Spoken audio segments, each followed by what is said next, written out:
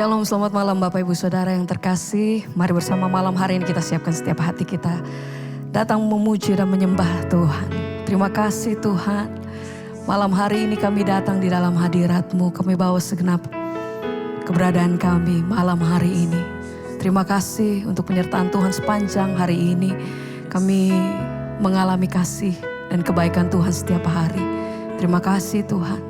Dan malam hari ini kami bawa setiap hati kami datang menyembah Engkau. Tuhan baik, Tuhan terlalu baik atas hidup kami sampai hari ini. Kami mengucap syukur buat semua yang Tuhan beri. Satu hal yang kami percaya Tuhan bahwa Tuhan tidak pernah melepaskan setiap hidup kami.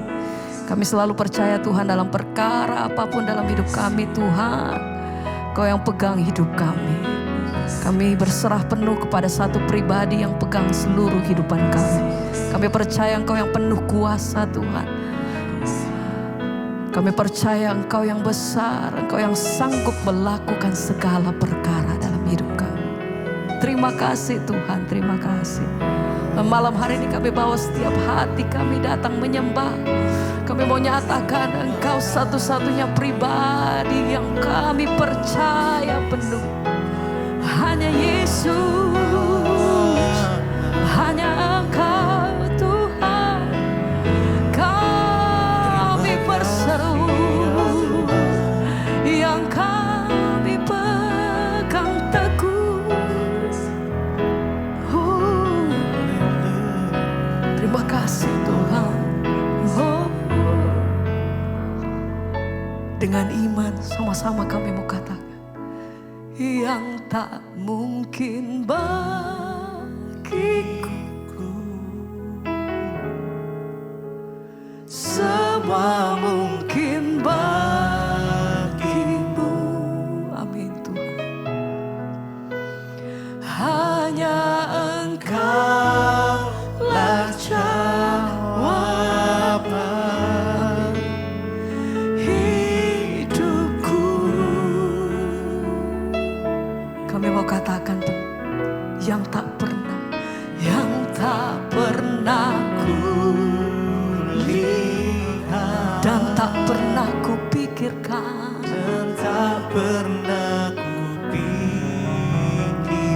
Engkau sediakan apa yang terbaik buat hidup kami. Itu yang Kau sediakan. Amin.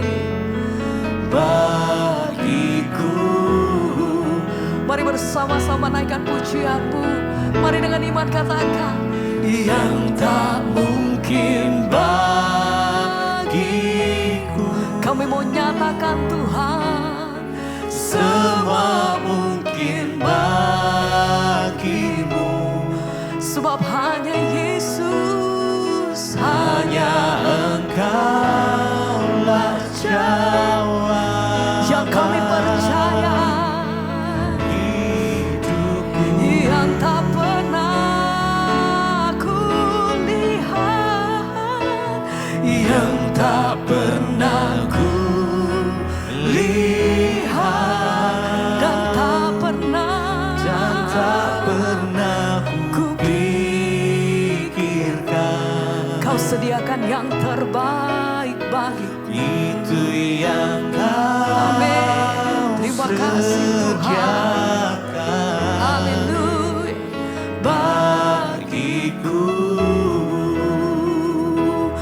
Kami berseru hanya kepada satu pribadi yang kami percaya dan kami pegang teguh di dalam hidup kami.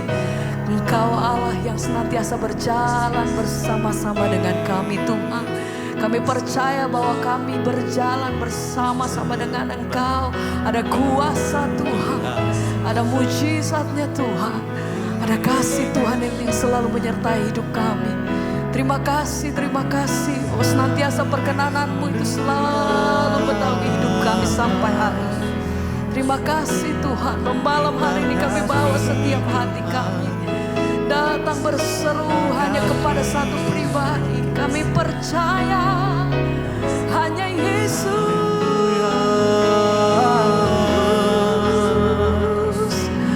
Kami berseru hanya Yesus.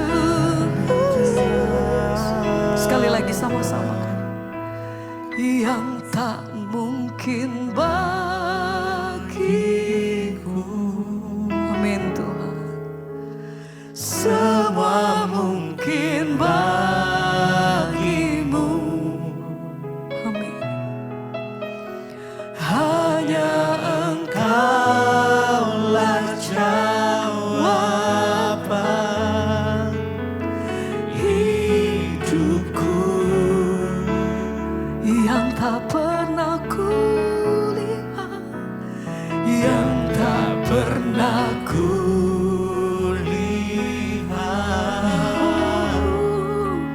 dan tak pernah kupikirkan.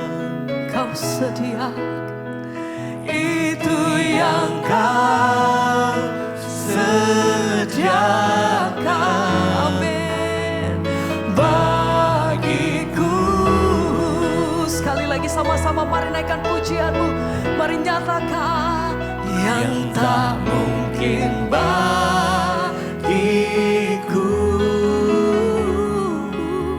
Semua mungkin bagimu. Hanya Yesus, hanya Engkaulah jawaban hidupku.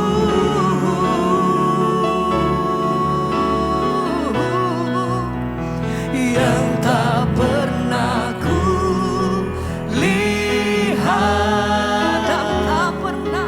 dan tak pernah kupikirkan. Kau sediakan itu yang Kau sediakan.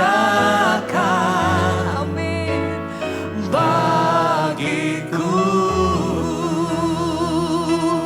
Bersama dengan yakin kami percaya Tuhan yang membelah laut, yang teduhkan badai. Segenap hati kami berseru, yang mustahil pun terjadi. Kami nyatakan Tuhan, karena kuasa, amin, yang pegang hidupku, yang buka jalan bagiku.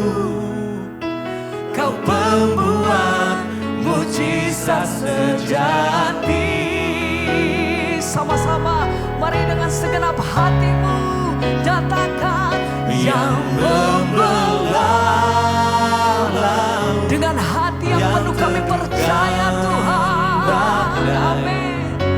Yang mustahil pun terjadi karena kuasa-Mu yang pegang hidupku, yang buka jalan bagiku. Kau pembuat mujizat sejati. Sekali lagi bersama-sama mari katakan yang membelah laut, yang teduhkan badai, yang mustahil pun terjadi karena kuasa-Mu yang pegang hidupku, yang buka jalan bagiku. Kau pembuat mujizat sejati. Sekali lagi sama-sama mari katakan yang membelah laut, yang teduhkan. Kami percaya Tuhan yang mustahil pun terjadi karena kuasa-Mu yang pegang hidupku, yang buka jalan bagiku. Kau pembuat mujizat sejati.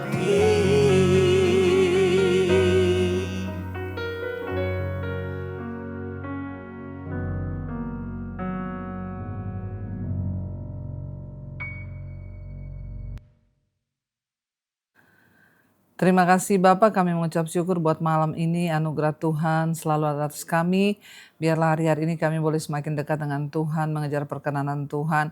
Kalau sebentar kami akan mendengarkan firman Tuhan, urapi setiap kami. Dalam nama Tuhan Yesus kami mengucap syukur, haleluya, Amin, amin, amin. Puji Tuhan Bapak Ibu, kita bertemu kembali di Mesbah Doa malam ini. Dan saya percaya kita semua keadaannya baik, sehat, dan luar biasa. Iya, baik, saya akan bacakan kesaksian yang sudah masuk terlebih dahulu. Shalom, selamat malam Bu Debi. Nama saya Yeni Angelina Boru Siagian dari Rohir Riau, di Pujut Rohir Riau. Saya mau bersaksi atas pertolongan Tuhan buat anak kami. Berapa waktu yang lalu saat anak saya pulang sekolah dia demam. Saya hanya beri obat Sanmol tablet seperti biasa. Ya, malamnya juga saya kasih obat Sanmol lagi. Setelah minum obat panasnya pasti berkurang, tapi kali ini panasnya tidak berkurang. Besok paginya saya semakin panas anak saya semakin naik. Akhirnya saya bawa ke puskesmas. Setelah diperiksa dokter, panas anak saya mencapai 38. Dokter menyarankan agar anak saya diinfus, tapi anak saya tidak mau karena takut. Akhirnya kami pulang ke rumah. Sampai di rumah saya beri anak saya minum obat sesuai anjuran dokter 3 kali sehari. Namun panasnya tidak turun juga, malah semakin naik. Ya, dan anak saya mulai mengigau. Ya, ngigo-ngigo. Saya mulai panik, Bu. Akhirnya malam itu jam 8 saya dan suami membawa anak saya kembali ke puskesmas. Sampai di puskesmas, suster periksa anak saya dan ternyata panasnya naik menjadi 40. Ya, akhirnya anak saya diopnam 2 hari 2 malam. Ya, tetapi tidak ada perubahan, malah makin parah. Anak saya muntah-muntah terus. Saya mulai takut ya, dan saya berdoa terus kepada Tuhan. Lalu besok paginya saya dan suami minta untuk anak saya pulang aja. Dan kami memutuskan untuk membawa anak saya berobat ke kota di Pekanbaru ya, untuk melanjutkan pengobatan di sana. Dari Pujut perjalanan ke Pekanbaru itu 7 jam ya. Karena di sini kondisi anak saya semakin lemas, saya hanya bisa menangis dan terus berdoa minta kekuatan dari Tuhan agar anak saya itu diberi kemampuan selama di perjalanan. Tuhan mampukan anak saya. Puji Tuhan, Tuhan Yesus sangat baik. Anak saya bisa melewati perjalanan 7 jam sampai di rumah sakit di Pekanbaru. Akhirnya anak saya langsung dirawat di IGD. Suster dan dokternya langsung cepat menangani anak saya, puji Tuhan. Akhirnya darah anak saya diambil untuk diperiksa. Tidak lama hasilnya keluar, anak saya positif DBD dan trombositnya sangat rendah, hanya 3.400. Padahal normalnya trombosit itu 150.000. Anak saya hanya 3.400. Akhirnya anak saya diopnam semalam di ruang rawat inap ya. Pagi harinya anak saya dokter datang untuk periksa anak saya. Saya sangat terkejut dan langsung menangis karena dokter bilang anak saya harus dipindah ke ruangan ICU. Karena kondisi anak saya sudah sangat lemas dan trombositnya terus turun, belum naik. Ya, bahkan panasnya menjadi semakin tinggi. Ulu hati anak saya juga sakit, dia berkata mahnya sakit. Yang buat hati saya semakin hancur, saya tidak kuat melihat magnet kabel-kabel yang dipasang di tubuh anak saya, Bu. Kabel-kabel dokter bilang selama anak saya dirawat di ruang ICU tidak boleh siapapun menemani anak saya termasuk saya kecuali suster. Suster bilang ke suami saya anak saya mengalami masa kritis. Itu dan masa kritisnya biasanya 6 hari dan di hari ke-7 biasanya trombosit kalau hari ke-7 trombosit tidak naik maka bisa lewat alias meninggal. Hati saya semakin hancur mendengar itu. Dokter menghitung demam anak saya mulai dari awal demamnya naik dan hari itu masa kritis anak saya sudah 4 hari. Saya hanya bisa menangis di kaki Tuhan, saya terus berdoa minta pertolongan Tuhan agar trombosit anak saya bisa naik. Akhirnya dokter kembali memeriksa anak saya dan saya dipanggil suster untuk masuk ke ruang ICU ketemu dokter. Lagi-lagi hati saya hancur karena trombosit anak saya semakin turun dari 3.400 jadi 2.700. Semakin turun. Saya hanya bisa menangis dan terus berdoa. Dan di hari itu juga Tuhan kirim teman saya, Bu. Saya percaya itu semua karena Tuhan. Teman saya ini datang membesuk dan membawakan madu kurma untuk anak saya. Karena teman saya juga pernah sakit DBD dan dia minum madu kurma. Dan trombositnya langsung naik. Saya percaya tidak ada yang kebetulan dan semua atas campur tangan Tuhan. Dan Tuhan bekerja untuk mendatangkan kebaikan bagi setiap kita yang sungguh-sungguh berseru kepada Dia. Ya, dalam berdoa, ya, sambil berdoa terus diam-diam saya beri anak saya minum madu kurma. Sore harinya pas jam besuk saya beri anak saya ya makan sop. Karena banyak teman dan keluarga menyarankan agar anak saya makan sop B1. Oh, sop babi ya? Agar trombosit anak saya cepat naik. Selama anak saya dirawat di ruang ICU, saya terus mendengarkan khotbah-khotbah ibu. Bolak-balik saya putar khotbah-khotbah ibu agar hati dan iman saya kuat. Dan saya sangat terberkati dan dikuatkan. Dan ada salah satu khotbah ibu yang membuat saya kuat dan kembali semangat. Khotbah ibu di situ ibu mengatakan tidak usah cari pendeta tapi cari Tuhan. Dan sujud menangis di kakinya. Itu yang saya lakukan, Bu. Saya terus sujud menangis di kaki Tuhan. Akhirnya siang dokter datang untuk periksa anak saya di hari yang ke-6 masa kritis. Ya, saya disuruh masuk ke ruang ICU dan dokter suster ya menyatakan puji Tuhan trombosit anak saya naik ya menjadi 3.100. Dokter bilang besok kalau trombositnya semakin naik, anak saya sudah boleh keluar dari ruang ICU ke ruang rawat inap. Sore harinya pas jam besuk saya tetap berusaha memberi sop B1 dan madu kurma kepada anak saya sambil terus berdoa memohon pertolongan Tuhan. Dan hari ke-7 masa kritis anak saya dan suami telat datang ke rumah sakit. Karena biasanya dokternya datang siang, ya pas hari itu ternyata dokternya datangnya pagi ke rumah sakit. Jadi saya dan suami tidak ketemu sama dokter. Saya akhirnya permisi kepada security yang jaga agar saya bisa masuk ketemu suster.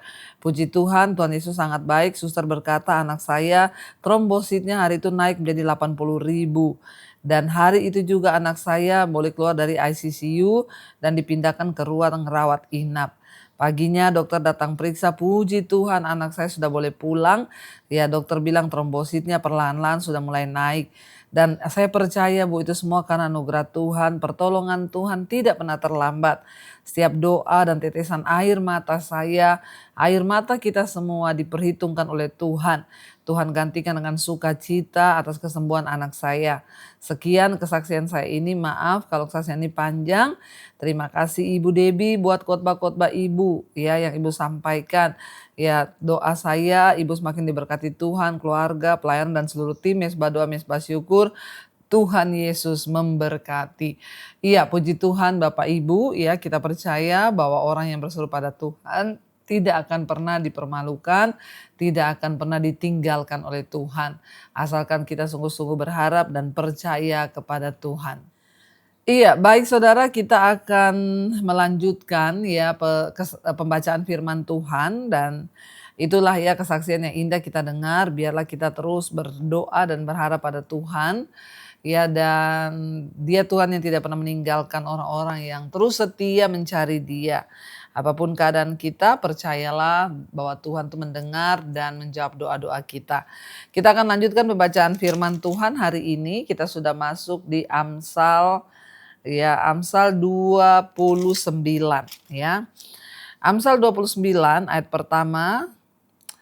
Firman Tuhan berkata demikian, siapa bersih tegang leher walaupun telah mendapat teguran akan sekonyong-konyong diremukan tanpa dapat dipulihkan lagi. Siapa bersih tegang leher walaupun telah mendapat teguran akan sekonyong-konyong diremukan tanpa dapat dipulihkan lagi. Apa artinya bersih tegang leher ya? Kepala batu, keras kepala. Sudah ditegur ya supaya bertobat, sudah ditegur supaya insyaf, sudah mendapat teguran ya, telah mendapat teguran tapi tidak peduli, tetap bersih tegang leher. Ya artinya apa? Tetap berprinsip pada kesalahan. Maka dikatakan firman Tuhan, dia akan diremukkan tanpa dapat dipulihkan lagi. Hati-hati saudara, firman Tuhan mengingatkan kepada kita hari-hari ini kita jangan main-main. Ya kalau kita itu melangkah di jalan yang salah, kita sudah ditegur oleh Tuhan lewat orang, lewat firman Tuhan, segeralah bertobat. Karena kalau kita tidak bertobat dikatakan kita akan diremukkan tanpa ya dapat dipulihkan lagi. Ayat yang kedua, jika orang benar bertambah, bersukacitalah rakyat. Tetapi jika orang fasik memerintah, berkeluh kesahlah rakyat. Kalau orang benar bertambah, ya maka pasti akan ada sukacita, ya rakyat di satu bangsa di sini. Tetapi kalau orang fasik yang memerintah, maka rakyat akan susah. Kita berdoa supaya di bangsa kita ini banyak ya orang-orang benar naik dan ikut memerintah saudara di bangsa ini. Karena kalau orang fasik memerintah, maka ya akan disusahkan rakyat. Ayat 3, orang yang mencintai hikmat menggembirakan ayahnya, tetapi siapa yang bergaul dengan pelacur memboroskan harta. Orang yang mencintai hikmat, orang yang mencintai firman Tuhan, orang yang hidup takut akan Tuhan, itu menggembirakan ayahnya. Tetapi bergaul dengan pelacur akan memboroskan harta. Jangan bergaul dengan perempuan nakal, dengan pelacur atau jatuh dalam dosa persinahan dan kenajisan. Karena banyak kebangkrutan, lihat ya, orang sukses, pengusaha sukses bisa jatuh karena ya jatuh dengan perempuan-perempuan nakal. Akhirnya karirnya hancur, ya rumah tangganya hancur, usahanya hancur, semuanya hancur karena salah bergaul dengan ya perempuan yang pelacur, saudara. Ayat 4, dengan keadilan seorang raja menegakkan negerinya, tetapi orang yang memungut banyak pajak meruntuhkannya. Dengan keadilan seorang raja akan menegakkan negerinya. Tapi orang yang memungut banyak pajak meruntuhkannya. Ya kita lihat saudara, beberapa kali kita melihat raja-raja di Israel. Ya hancurnya. Kenapa Israel terbagi menjadi dua, kerajaan selatan dan kerajaan utara, Yerusalem dan Yehuda. Akibat ya raja yang menaikkan pajak yang gila-gilaan. Ya memang ya ketika di satu bangsa itu pemerintahnya gila dengan uang sehingga terus menaikkan pajak pada rakyatnya susah. Ya maka itu akan meruntuhkan bangsa itu. Kita berdoa supaya Indonesia ini ya benar-benar semua orang pemerintahnya takut akan Tuhan. Mulai dari presiden, para menteri-menterinya takut akan Tuhan. Ya supaya tidak menyusahkan rakyat, tetapi justru ya kita berdoa di Indonesia ini korupsinya itu saudara yang gila-gilaan. Ya banyak pemerintah yang gila harta, gila uang sehingga menyusahkan rakyat. Mereka tanpa merasa berdosa, menikmati uang pajak sehingga rakyat itu ditelantarkan, rakyat menderita ya karena ya itu gila uang, gila harta. Ya mereka lupa bahwa kalau mereka mati nanti ya semua orang akan mati. Sebanyak apapun harta dikumpulkan toh kita makan hanya sehari juga 2 kali, 3 kali. Ya nggak bisa juga terlalu kenyang-kenyang. Kita berdoa supaya di Indonesia ini pemerintahnya bertobat dan hidup takut akan Tuhan ya. Ayat 5, orang yang menjilat sesamanya membentangkan jerat di depan kakinya. Jangan jadi penjilat bagi sesama manusia. Nggak usah cari muka sama orang, cari muka saja sama Tuhan. Karena orang yang menjilat sesamanya itu membentangkan jerat di depan kakinya sendiri. Jangan pernah menjadi orang yang menjilat, artinya apa? Engkau memasang jerat bagi kakimu sendiri. Ayat 6, orang yang jahat terjerat oleh pelanggarannya, tetapi orang benar akan bersorak dan bersukacita. Orang jahat akan terjerat dengan dosanya sendiri. Orang jahat akan terjerat oleh pelanggarannya sendiri, tapi orang benar akan bersorak dengan sukacita. Pilihlah untuk hidup menjadi orang benar, karena engkau akan bersorak dan bersukacita karena perbuatanmu. Sebaliknya, orang yang terus hidup dalam dosa akan masuk ke dalam jeratnya sendiri, saudara. Ya, ayat yang ketujuh, orang benar mengetahui hak orang lemah, tetapi orang fasik tidak mengertinya. Orang benar akan mengetahui hak-hak orang miskin, sehingga orang benar itu punya sikap yang murah hati, gampang ya menaruh belas kasihan, tidak mau merampas hak orang lain. Tetapi orang fasik tidak mengerti, mereka makan terus rakus, ya uang orang dikorupsi, hak orang diambil semuanya. Ya mari kita berdoa saudara supaya kita ini tidak jadi orang-orang yang rakus ya. Ayat 8, pencemooh mengacaukan kota tapi orang bijak meredakan amarah. Kita berdoa saudara supaya di bangsa ini juga tidak banyak pencemooh. Karena pencemooh itu bikin keributan ya di bangsa, di kota ya, tetapi orang bijak meredakan amarah. Mari kita jangan jadi pencemooh yang suka mengata-ngatain orang.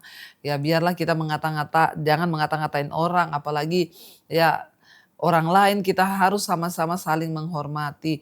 Mau dia miskin, mau dia kaya, mau dia apa, jangan ngata-ngatai sembarangan saudara ya.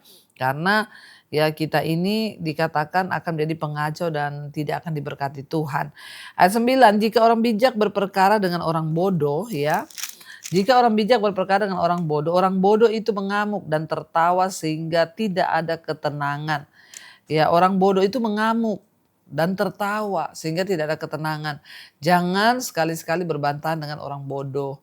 Ya, makanya ada kata-kata yang berkata yang waras ngalah.